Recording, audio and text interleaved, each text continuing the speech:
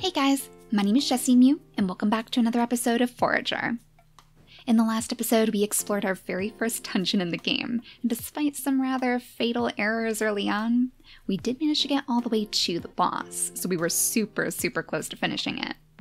We definitely didn't come prepared though, so this time we're going to make sure that we have everything we need on hand.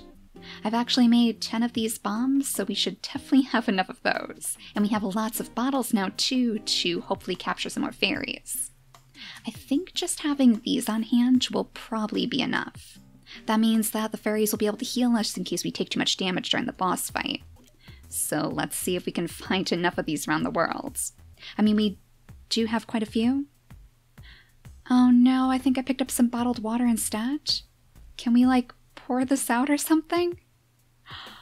Oh no, my little marshmallow of all the things to collect. There must be a way for us to get rid of this. Maybe if we use it in some sort of recipe, though that would probably get rid of the bottle too. Can we just pour it back into the stream? Oh no, that is so disappointing. You tricked me, little fairy. Alright then, we're gonna have to look for a different one. I don't want to waste all of these bottles on water. That would not help us one bit. I mean, granted, it's probably a good thing to stay hydrated, especially if you're inside a desert dungeon, but I don't think it's going to work like that. So aside from bottling the fairies, the other thing I wanted to make sure we do is upgrade our tools. We were actually lucky enough to receive some steel from some of the enemies in the last episode too, so that means we should have plenty to upgrade our golden sword and our crystal bow. Oh no, but we need some glass? Wait a second, that means we should probably dig up a little bit of sand. I actually have some sand back here though. I made another one of these vaults because I know we're definitely going to need some more inventory space. So we'll have to wait for that to smelt, but for now we can at least make our golden sword. This takes 8 pieces of steel, some thread, gold ingots, and topaz too, so hopefully it's going to be very powerful. Our current sword? This bone sword here. I think it gave us a little increase in damage against enemies, but I've been using our pickaxe for the most part because of that at least lights things on fire. It looks like the sword is done though. There we go, the golden sword. Deals 100% more damage to enemies. Slain enemies drop coins. Okay, so I'm pretty sure we actually have an artifact or something that gives us coins for defeated enemies anyway. So I wonder if that means that they're going to be worth even more. Well, I suppose we could always knock on the graveyard over here. If we knock down one of these gravestones, I'm sure one of these skeletons is going to pop out. Let's see how much damage that does. Ooh, that wasn't bad at all. Let's see if we can get some more of the skeletons out. Yeah, looks like nighttime is definitely the best time for it to spawn. Oh my gosh! Oh, was that because it was turning day? Yeah, maybe that's why they popped. I know those really big skeletons actually disappeared during the daytime too, so that might not have been our golden sword. Still though, it seems like this is very powerful. If only we could find one of those rude boys, then we would definitely be able to test it out. Well, for now, let's just go back here with our glass in hand. Ooh, the next one is the druid sword. Ooh, the druid is getting involved now. I wonder if he's handing us this recipe himself. We need lots and lots of flowers for it, of course, and some royal steel too, which I believe goes hand in hand with this pickaxe that we have to collect. We need royal steel for that one, plastic, so we're getting into some higher quality tools for sure. But at the very least, let's go ahead and make this crystal bow and see what this does too. And then I think we should actually be all ready to go back into the dungeon. So maybe we should go ahead and actually use some of these fairies. The one that tricked me over here, just to get our stamina back up. I'm sure we can find another one flying around here too. And you know what? Let's go ahead and take care of you. Okay, so we can't actually defeat the slimes in one hit. It comes pretty close with this gold sword, but it's still not a one-shot. I just don't think that we're going to be able to use this bow when we're fighting the boss itself. I think it's going to be a little bit too close quarters for that. Let's see what the crystal bow does though. Arrows now freeze targets. Oh, is that so? Maybe we do want to see if we can use this then. I'm not sure if it would kill these cows instantly, but I guess we could try it on you since you're the only thing around. Yeah, unfortunately it's a little bit too powerful. I don't know, do you think we can find another one of those little hopping slimes around here? Maybe we should just go inside. There'll be plenty of enemies there. But the last thing that I want to do first is go back to the museum here, because I figured we could probably clear out a little bit more of our inventory space by donating some more of these items. So let's see if we have anything in foraging. Yeah, this is where we can give our flowers. So if we just toss all of these lavender plants in here, the nightshade I think, and the cinderbloom too. That's 3 more spaces that we won't have clogging up our inventory. Can we maybe place anything in farming over here? Ooh, the beets. You know, I still want to make that mother beet statue. Maybe we'll hold off on that. We have just enough so we could actually use the statue as a bit of good luck. The pumpkins, however, you can go straight into the museum instead. And I guess we might as well place our hot peppers in here too. We don't need those for upgrades anymore as far as I know. I think that should probably be enough for now. So thank you for taking some of our items off of our hands, miss. Hopefully we'll be able to complete one of our bundles soon too. So should we try taking down one of these slimes? Maybe this one over here who seems to be pestering the druid. Let's see if it freezes them. Oh no, those are a one-shot. Alright, so we definitely have to go inside to test this out. But first things first, let's zip on over to our carpentry station and finally make that beet statue. One big, beautiful beet statue for our mother beet. We can place it over next to her home over here, and hopefully it'll give us all of the luck that we need for success. Here you go, mother beet. We'll place it down right here somewhere. No, that's not exactly going to be in the middle, is it? That is definitely going to bother me. For now, let's just place it right about here. There we go, a nice big beet statue. I thought it was going to be super tiny like it looked in our inventory. Actually, you know what? If we grab this again, hopefully that's not going to destroy it. Yeah, there we go. We could probably move it right about here instead. Yeah, I think it looks better over here. Maybe nudged over a little bit more. Kind of like this big statue is greeting us as we come over to say hello to our mother beet. All lit up by the torch and everything. A good reminder that this area is a place of peace. So wish us luck, mother beet. We are finally going in. Let's head into the dungeon again and cross our fingers that we can defeat that terrible, terrible boss. I think it was called the Lightning Elemental, which makes sense because pretty much everything in here is powered by electricity. So the Lightning Elemental is right at home. Now this first block is going to go up here. And as you guys have mentioned, our glitchy little maneuver of bringing this block through the wall was definitely not intended. It turns out that we missed one very important room. Ooh, did you see that? There we go, there's our crystal bow at play. But yeah, there is definitely another room in here that we completely missed the last time we were coming through. Apparently it's going to have some sort of magical staff, I guess, that's going to make the rest of this area much easier to get through. We'll just gather up these extra resources here. Maybe a few extra cactus fruits along the way, just in case we end up running out of our other food. And now I think over here is next. Is it this where we can find any of those blocks? No, it looks like both of these ways are barred, so I guess we're going to have to go this way instead. Let's go ahead and get out our trusty bow, though, just in case. Alright, this is the area where we can find one of these cinder blooms, so that's definitely helpful. I guess the other blocks must be up here? No, that's empty too. So off to the right instead. So we can go ahead and grab you. Now it's just a matter of maneuvering you through all of those spiky things, all the way over to the other side. And there's the laser guardians. Yeah, so if we shoot these guys with our crystal bow, that's going to freeze them, and that should stop them from shooting us too quickly. That was my main issue with them, especially in those tight spaces. If you can't take care of them fast enough, then they just destroy you completely. So I think up here is the area where we have to go. And it looks like we can actually drag this block right here a little bit further up, because there's another current on this side, so I don't think it's going to shut the door on us. Or maybe it will. Alright, but at least we can still get it through. So what's up here? Have we been through this way before? I can't actually remember if we have or not, but let's go ahead and shoot these guys down too. Oh geez. Alright, clearly we need to freeze all of them. It looks like it doesn't take them too long to shake it off either. You know, I have noticed when using this bow, if we don't draw it back far enough, it doesn't seem like it shoots out any arrows at all. So again, very, very tricky in tight quarters. But this should definitely be the place that we are looking for. It looks like this door in the back has actually opened up. So what's going to be waiting for us over here? Oh, please tell me we don't need a key. Excellent, the Thunder Rod. Use it to zap enemies and to power structures. Yes, this is actually the thing that you guys were talking about? Alright, it looks like it has some sort of charge too. So this should not only harm enemies that we come across, but we should also be able to power up these wires. Yeah, there we go.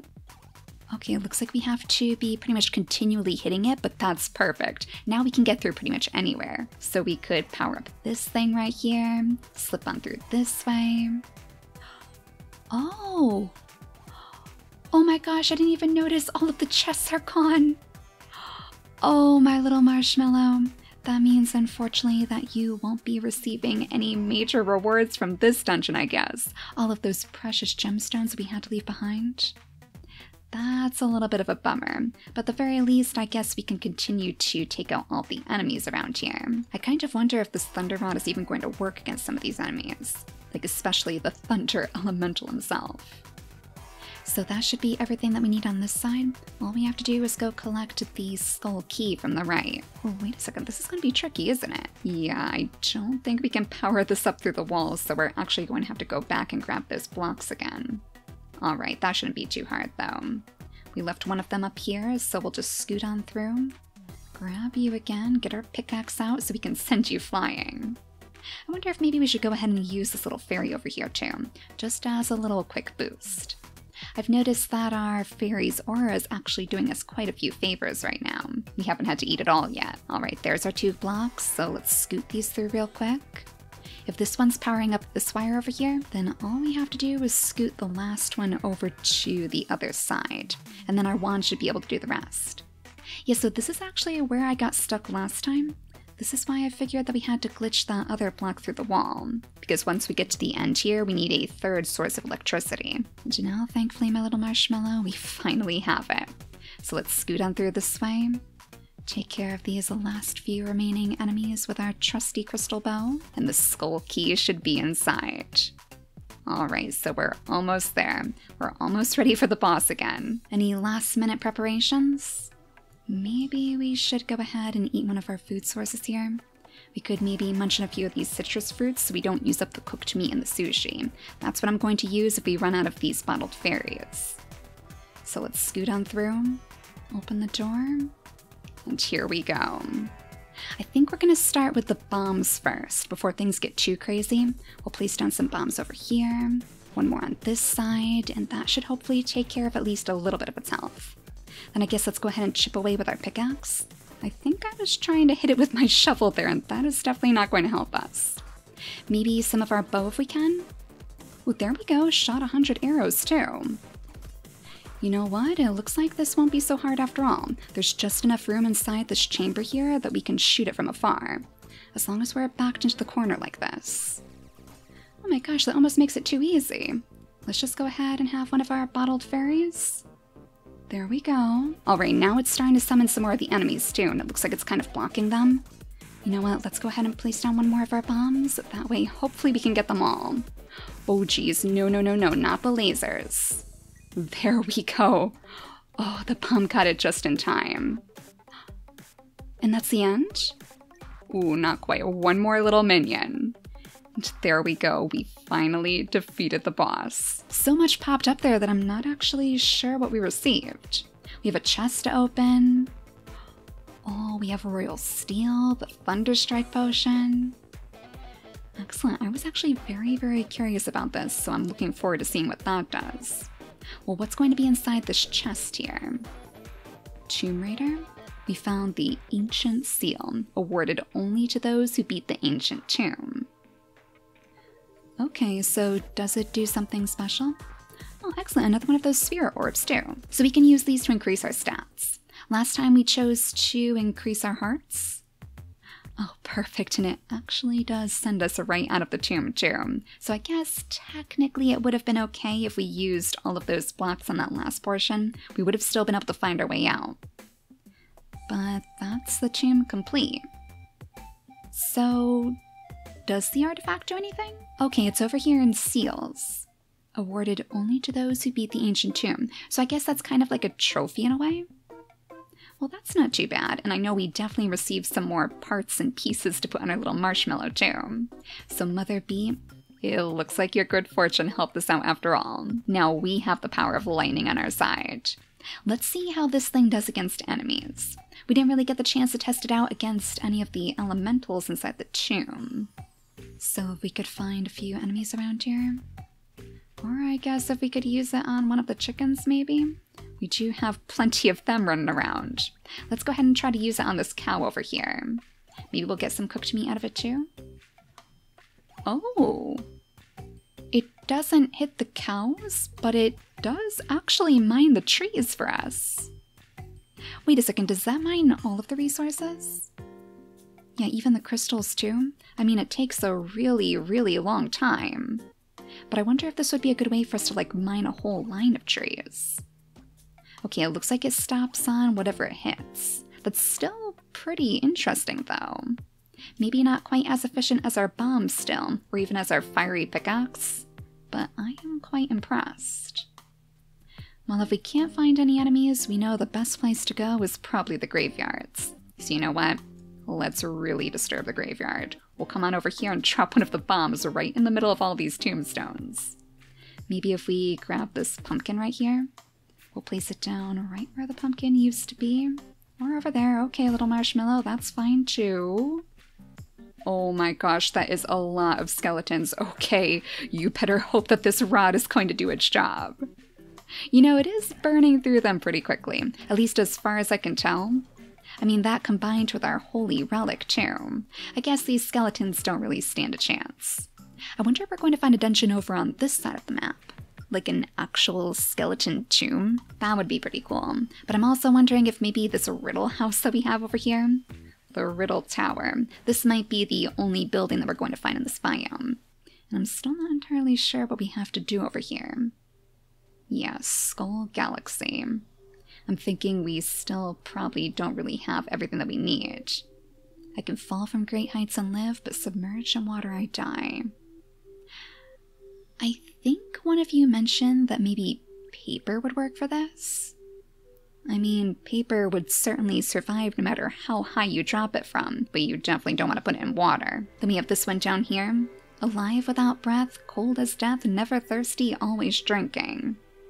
Yeah, I still have no idea what that means. And gentle enough to soothe the skin, strong enough to break stone. I thought maybe that was some kind of potion. But I wonder if it's actually like water? Would that make sense? There's our bottled water. I don't know, and it doesn't really seem to give us any indication if that's right or not. Is there any way for us to check? I mean, I would assume if I place it down, maybe it would give us like a little jingle or something if we're right. I don't know, but we're gonna leave that there for now. Our trusty bottled water, because then at least it won't be in our inventory.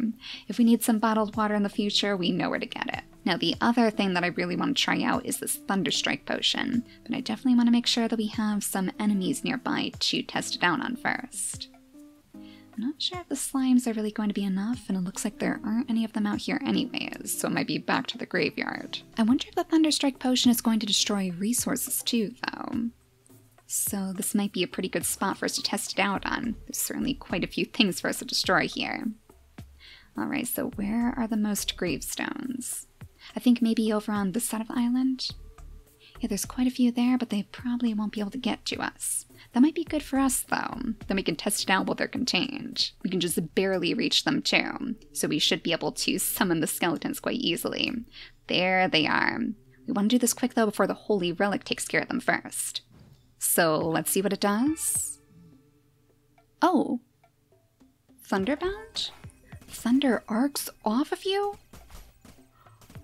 Okay. Yup, I think this definitely takes care of the resources too. Oh my gosh. That lasts for 5 minutes. Okay, little marshmallow, we are definitely going to have to make some very good use of this. Let's blow a pathway through all of these things. and go running towards some of the messiest areas in our worlds. Maybe over here, actually.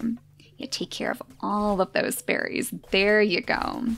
Harnessing the powers of electricity.